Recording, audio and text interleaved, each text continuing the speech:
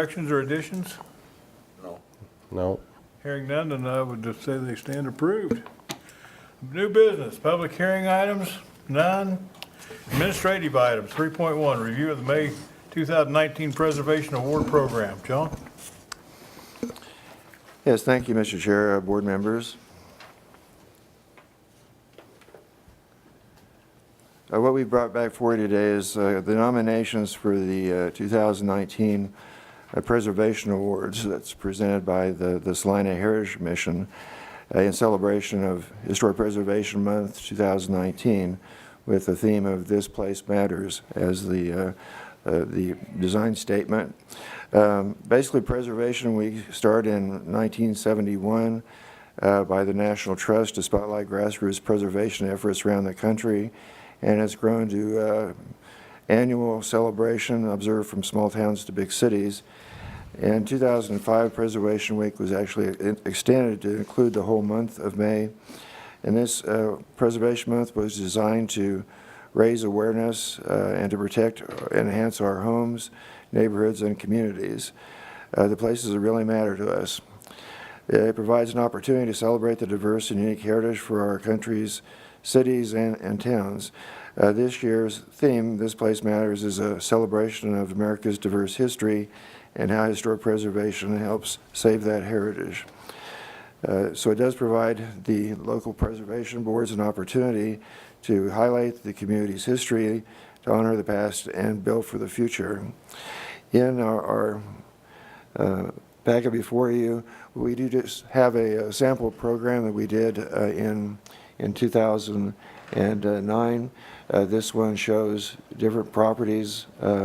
In this case, a home along East Iron Avenue, one residential rehabilitation along South 10th Street, a renovation and a reclamation for a house at 231 West Prescott Avenue on Prescott Street. It's an interesting Italian Renaissance. It's all masonry exterior, as well as a lot of decorative masonry stairs and accessory building.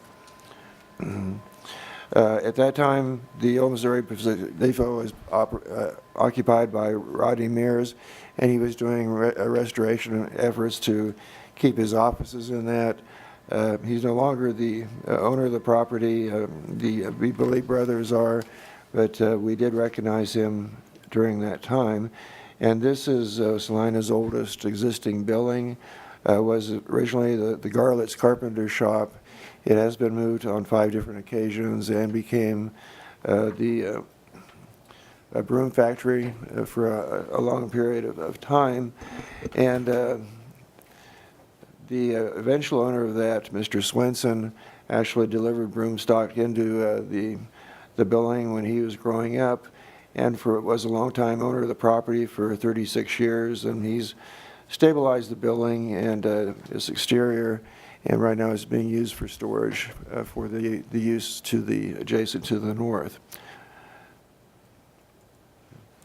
We do have a listing of the properties that we've drawn out of the Heritage Commissioners at a previous meeting, and just wanted to present those as nominations. You could select any or all of these. Even if you had strong feelings on another property, we still have time to include that. But in this case, under commercial rehabilitation, we're recognizing the work of Donnie Mars on the Marymount campus, who's occupied the building with offices, other types of uses that are similar to that, and did start working on condominiums for the property during 2015. And as part of that, developed a parking garage underneath the structure. And this is the old sunken garden that was west of the building at one time.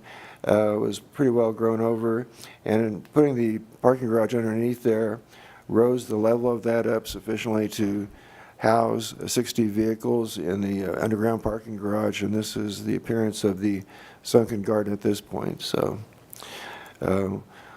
what he has also done is develop the southern bank of the building for condominium homes, and those have came on board and have been purchased and occupied. In this case, what Mr. Mars came to us back in roughly 2016, asking to place these balconies along the south of the building where these were not actually attached to it before. And his design presented the balconies, pillars, and trim that were actually echoes of the materials on the main building, including a castellated balconies, architectural trim on the pillars and cornices, as well as identical materials in stone that's against the building, and a brick which does have a belt course around the rest of the building. So that is a quite vast project. He's still working on units, but a large part of those have been occupied. Another commercial building was down here at 100 North Santa Fe. This had been the bank building for Winfield Watson National Bank when it was first placed up. It was originally 2 stories, but it was reduced later to, 3 stories, but it was reduced to 2 levels. The upper floors were outfitted for apartments, and the building owner chose to go back and stabilize the structures and recreate some of the original ornament because some of the original ornament had been moved and not existing. This kind of shows the project in progress, and eventually that was finished out with a brick textured surface exterior, as well as placing stone capitals and stone lintels where they were historic, really, and taking away some of the non-historic trim on the front of the building. So this is looking at the south elevation. Another detail just shows the restoration of the brick element, and also the stone insets, as well as the sills and lintels on the main building. And it's also occupied now by an ice cream shop, which actually is open in an area of the storefront that originally had a business there. So that was an original opening that they used in that, and had been boarded up to this point. So they have established a viable use for the property. If we go down to South Santa Fe, most people have had a long time memory knowing the Joka Furniture Building as having this aluminum screen over that for a long period of time. The photo itself is from 1985, but this was up there until 2018, when the owner of the building chose to go in and rehab both of the buildings. This is a 50-foot storefront as part of Joka's Furniture, and then another 25-foot, which was also part of that effort. This shows the work that's been done on that. It's new windows. The brick has been trimmed and cleaned, and the original storefront was aluminum glass, which was not the original. In this case, the owner wanted to go in and place a small court area just off the sidewalk, and that's what you would see at the front entrance to that. What has been remarked at is they did find some interesting historic signage, and these panels are also reflected on the interior. And this is a historic sign that from when that building that we're looking from did not exist to the north or the south. This shows the south wall. The inside of the building itself has been turned over into a sports gymnasium, and it does have these historic wall signs. This is the continuation of that sign that you just saw coming out into the courtyard area. So the owner chose to leave those in the building itself. So we feel that he's done quite a bit as far as restoration, taking off the aluminum fascia and providing a use that is going to keep the building going, because it is hard to utilize buildings that are 50 feet in width. So we did want to call attention to that. This is a property down in one of our historic districts at 746 South Santa Fe. This is a 2007 shot. It had been occupied that time by Ellen Anderson, who did move on and sell the property. The new owners have fixed up the exterior, but kept the original detail of the front porch, the trim on that, cornices, as well as a small little balcony on the top there. So this is a stick-style structure, but the colors used by the owner do emphasize those stylistic elements. So it is quite striking from the street, and this is another view of that too. The owner, Lisa and David Hodges, did invite me in, and there's a lot of the historic woodwork and trim left in the house itself, so it is quite a gem.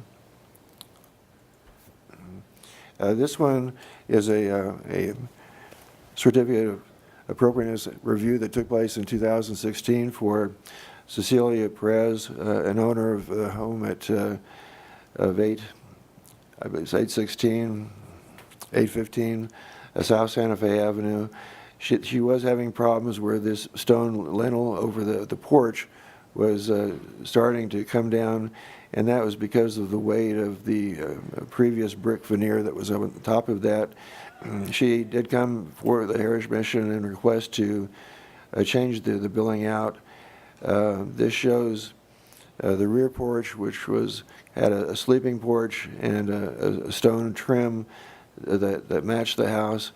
Unusual in the house is all this trim is actually a textured concrete product that was used by the person who built that back in 1905 and was owner of the Salina Hydraulic Brick and Tile Company in town. So this was in poor condition and settling. So the owner did have contractors came in to see the Heritage Mission at a meeting for a design review, and did establish an exterior treatment and appearance that replicates the original building in scale and form. And this is, of course, a view of the new paint scheme for that. And the rear porch was rebuilt. The stone piers that you see on the corners there were actually part of that original stone foundation, and she was agreeable to reusing that as a historic trim. That gives us 5 potential nominations for the Preservation Awards. Certainly, if you have feelings about other properties in town, we can certainly include those, but we did want to bring those to you for your comments. And if the comments are to include all these and present the awards as presented to you today, you can make and approve that motion. So at this point, staff would be glad to answer any questions you might have. David? Any questions here? Do you have any questions? The next question, are we going to nominate these 5 properties? I guess that's the question. We nominate all 5 of them, or do we? Or do we do one commercial, one? I would prefer Rehabilitation. just nominate the first 4, but Because the last one would be. that's my comment.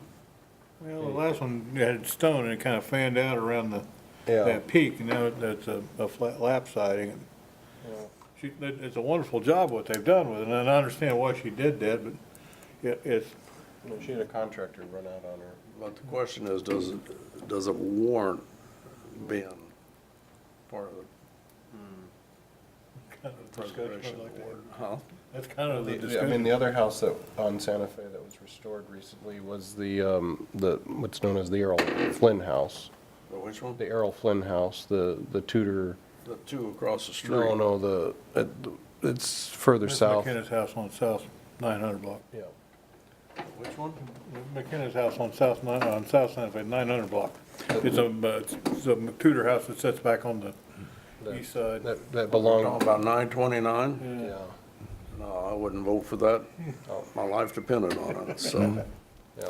Well, there was an attempt to make it. They ruined that house. They did not improve it. Yeah.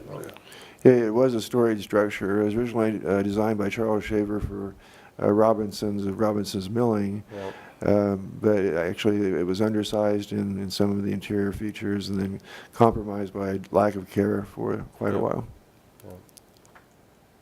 So, Well, well, I'm open to any motion anybody wants to make.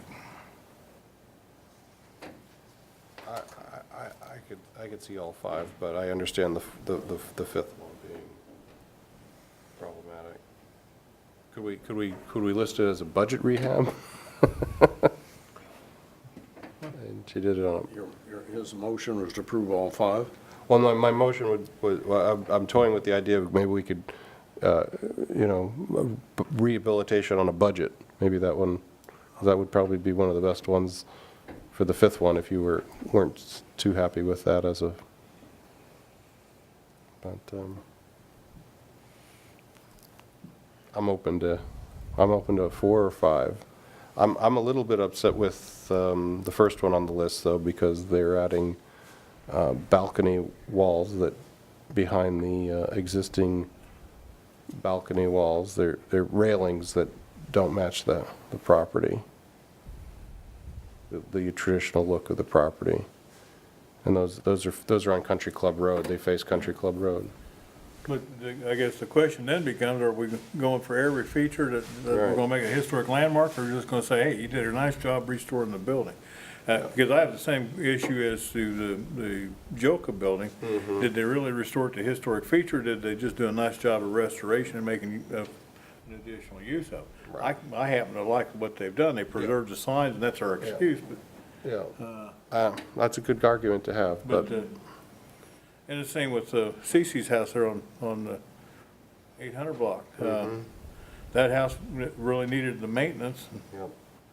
and the design of that with all that weight was just an issue. I think I'd like to celebrate it. I'm going to put forth all 5 as a motion. There's a motion. Is there a second? I second. Moving and second. Any further discussion? If not, those in favor say aye. Aye. Opposed? Motion carried. There you Any other unfinished business? go. Do we have any other business? That concludes what we've brought for you today, for today's meeting.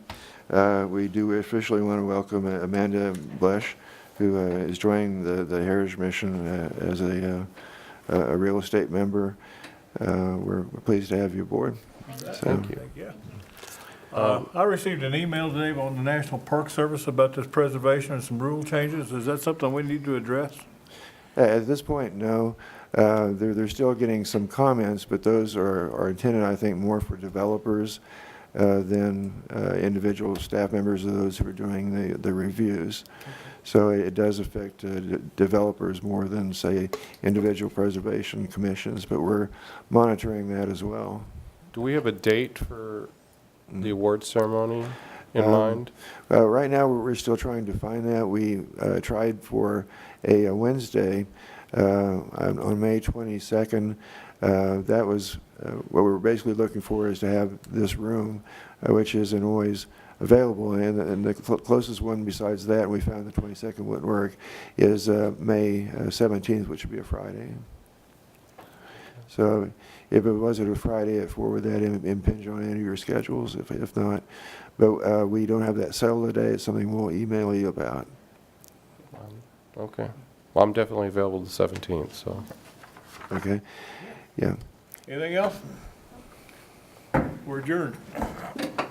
Probably should have welcomed our new committee member. well, but- Oh, we just, We just He did. did. he did. Oh, We he did? Okay. So- Well, I didn't catch your name. Amanda Bleck.